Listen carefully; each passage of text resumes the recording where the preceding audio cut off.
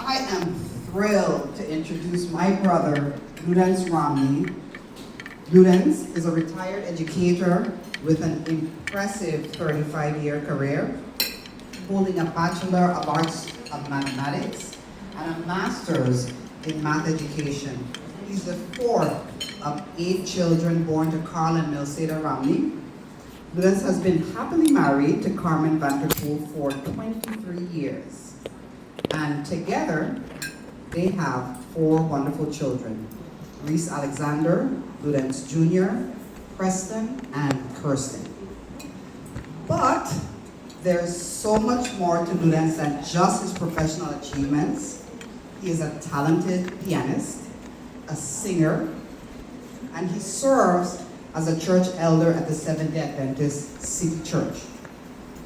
In his younger years, Ludence was an accomplished volleyball player, even representing the VI national team and traveling to places like Costa Rica, Cuba, St. Martin, and the Dominican Republic.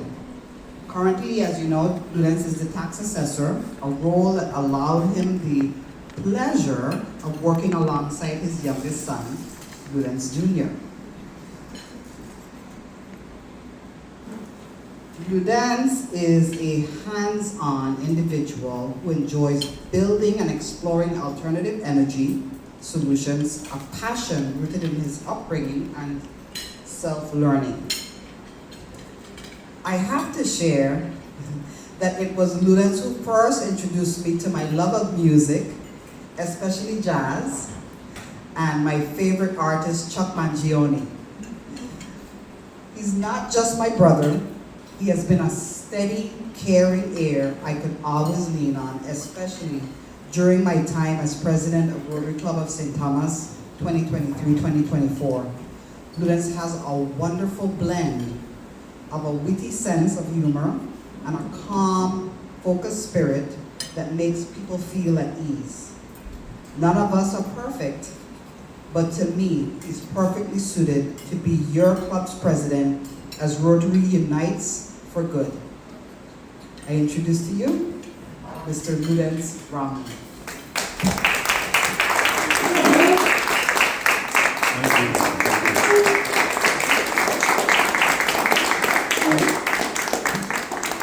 Thank you. And she's my younger sister, but I look up to her too. She's one of the most positive people I've ever known. I don't care what the situation is.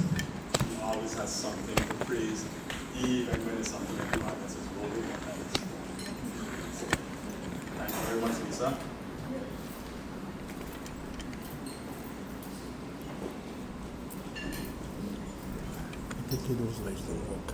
Yeah, correct. So, for the next half hour or so, just kidding.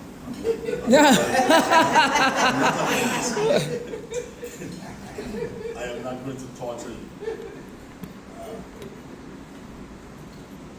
It's a little difficult starting today after getting the news of hand. It kind of dampened my spirit. I looked outside today, and it was a little bleaky, and I said, yes, the earth is sad that Hank is gone.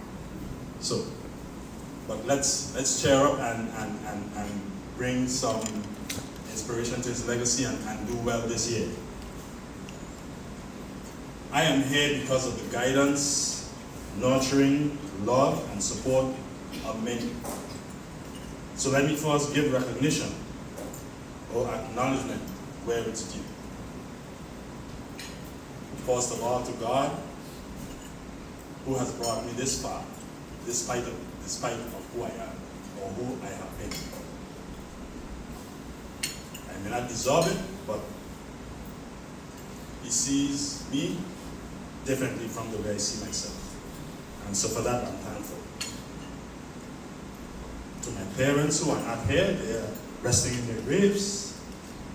They are a little emotional. So I was hoping I didn't cry today. They brought us all up, and we never felt poor when we look at what they made. But we never felt the struggle that they had. That's a legacy to live by. To my family, can see that my aunt is here because she's one of the last remaining. Some of them are still in Tortola where we were born and grew up. And so they've always been this close to us.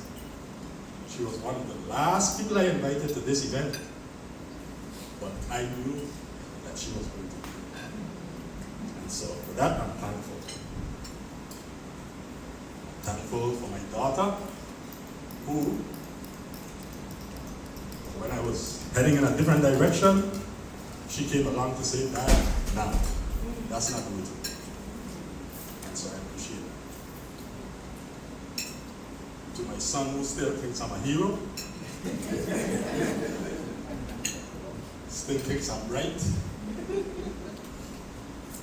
I thank you for being my co-worker and visiting me in my office every now and again.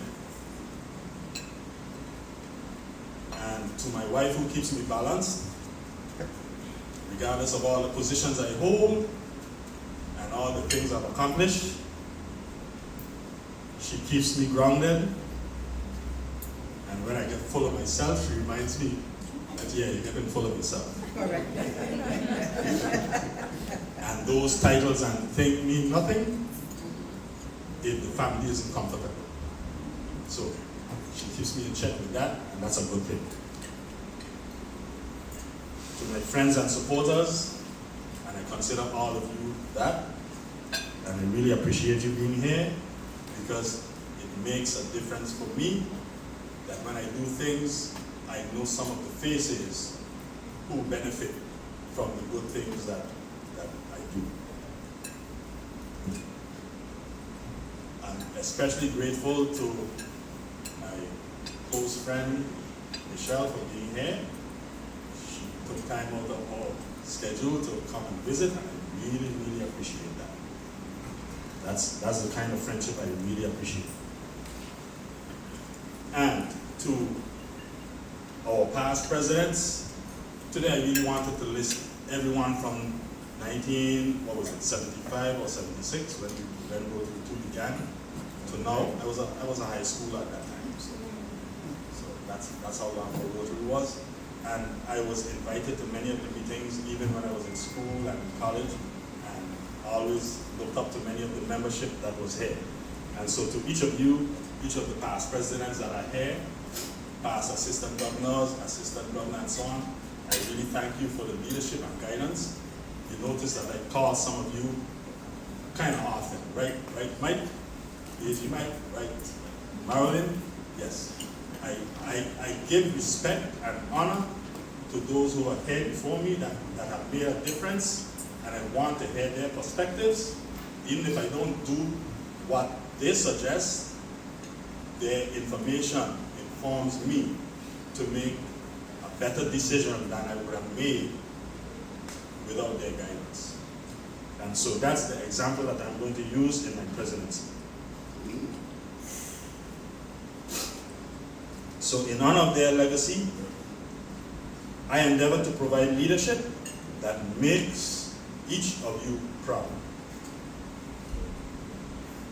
I endeavor to live by God's guidance and commands, and the 4 things that Rotarians think, say, and do that will make a difference in our community.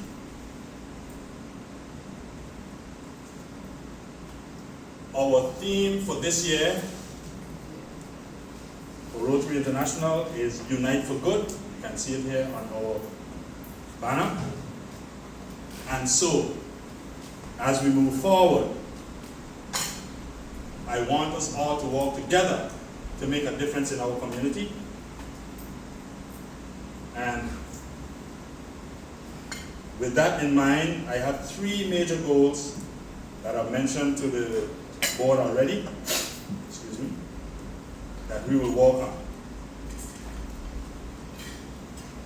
The first one is hand wash. It's an acronym for Haiti National Water Sanitation and Hygiene Initiative.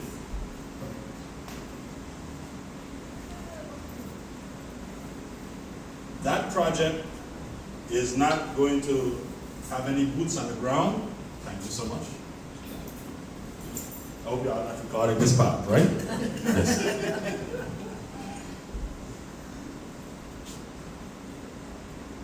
But I won't get into the details of what hand wash is now, but at some other time I will engage both the club and the community with respect to hand wash. But I want to reassure you that we're not just, although most of our involvement will be providing money to the program, it is not just money thrown up in the air to blow away the wind. They have a very organized and set infrastructure that if that's not in place, it doesn't happen. So there are about 144 small communities in Haiti. And so each of those communes are eligible to be part of hand wash. But certain things have to be in place that recognizes that that the project will be functional, responsibly managed, sustainable, sanitary, meaning that in every project, every member of that community must have available to them either a latrine or a toilet. And that they have access to potable water, meaning water that's drinkable, is purified, and that the whole system is inspected on a regular basis. So it's very organized, it's very well put together. And if those things aren't in place, that particular commune will not get funded until all those necessary infrastructure are in place. So we won't be throwing good money after bad. So that's one of the things I want us to get involved in. The other two programs are health related. The first one is a little personal to me. It has to do with prostate cancer. I am a survivor of prostate cancer. Thank God, as of right now, I am cancer free. And I hope that it remains that way, that that's not what takes me out. Unfortunately, my predecessor in my present job, that's what took him out. My past supervisor, when I was there as the tax collector, that's what took him out. My father and my brother that's right before me, that's one of the contributing factors to their death. And I still have three other brothers, that were afflicted with the same problem. They are doing well also, they are healed, thank God. Only one of our brothers was spared so far, and we pray that it remains that way. The thing is, too many of the men around here are too proud and too afraid of the situation. And so they wait until it's too late. And so I want us as a club to make a difference in the community. Yes, there are other things being done by the Department of Health and other groups, but I want to take a slightly different approach. It's going to be a little tough on us, but September is Prostate Cancer Awareness Month, and I want us to do something major then. But that's not the only thing that we will do. We'll do some things walking up to that and throughout the year to keep it in the forefront and make sure that men go and get their digital rectal exam. If they need to have a biopsy, they do it, and to understand what some of the symptoms are, and to also understand that sometimes there is no symptom. Sometimes it's symptomless. And if they are afraid about their virility, there are modern techniques in medicine that will give them back their virility. So that's why some of them are afraid to do it. But my daughter is here, so I kind of reluctant to say, but I will say this. She's old enough to understand some of the things. I will say this to them. When I spoke to my doctor and we went through the process, I said, doctor, I'd rather him dead than me. Because if I dead, he's dead. So it's better he's dead and I'm alive. Okay? Folks, I mean, it's sort of rough to say it like that, but that's how we need to speak to the men and get over this ego, because we need them around. Too many of our men are dying, young and old, for reasons that are preventable. So that's one. The final project that I want us to focus on is related to heart disease. And heart disease isn't just about heart attacks. It's also about high blood pressure, high cholesterol, and those types of things. Our district governor, William Bill Aiken, I think he's a urologist, he's a medical doctor, and he lost 2 friends to heart attacks.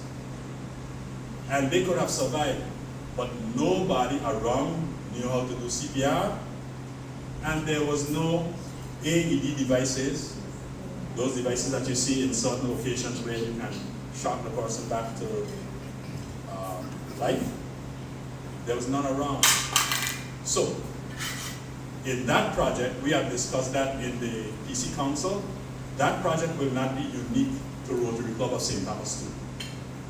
All of the Rotary Clubs in St. Thomas will be working together to get that project out. And one of our goals is to have AEDs in every public location that we can. An AED costs about $2,400–2,500. So you can see it can become very expensive. So we are going to be engaging the public to assist us in raising the funds to get those things in places where they need to be, whether in supermarkets, in any public place that you can imagine. Even on the basketball courts where the guys like to go play. Some of them think because they're young they can't have an heart attack. It has nothing to do with age. It has to do some with lifestyle and some with diet and all of that. So we're going to be working on educating the public on things that reduce the likelihood of developing issues related to heart disease. Notice I only said 3 things because over the years sometimes we, in our enthusiasm, we try to do 6, 7, 8, 9, 10 things. And sometimes didn't do any of them well. I'd rather us focus on a few things and do them well and be impactful and make a difference in somebody's life. I had a friend who told a story of a starfish. There was this gentleman walking along the shore, and you know the starfish sometimes beat themselves, and if they stay up in the sand, they're going to die. And so he was throwing back the starfish into the seawater so that they could live. And this one gentleman said, "Why are you going to do that? They're going to die anyway." He said, "Yes, but it made a difference to that one." And so that's the attitude that I want us to have when we work on these projects. That for every little starfish we take and throw back in the ocean, it makes a difference to that one. And so, no life is worthless that we can do something to make a difference in it. And so, I end with the theme for our district: recognize needs, transform lives. Let's do that, and we won't need the attention of anybody in the public, because we will be fulfilled with knowing that we made a difference in somebody's life. That come June 30th, 2026, when this Rotary year ends, there will be folks around who may not have been around if we didn't do what we are going to do. And let's do it with commitment and fidelity. Thank you very much, and let's have a great year. Woo!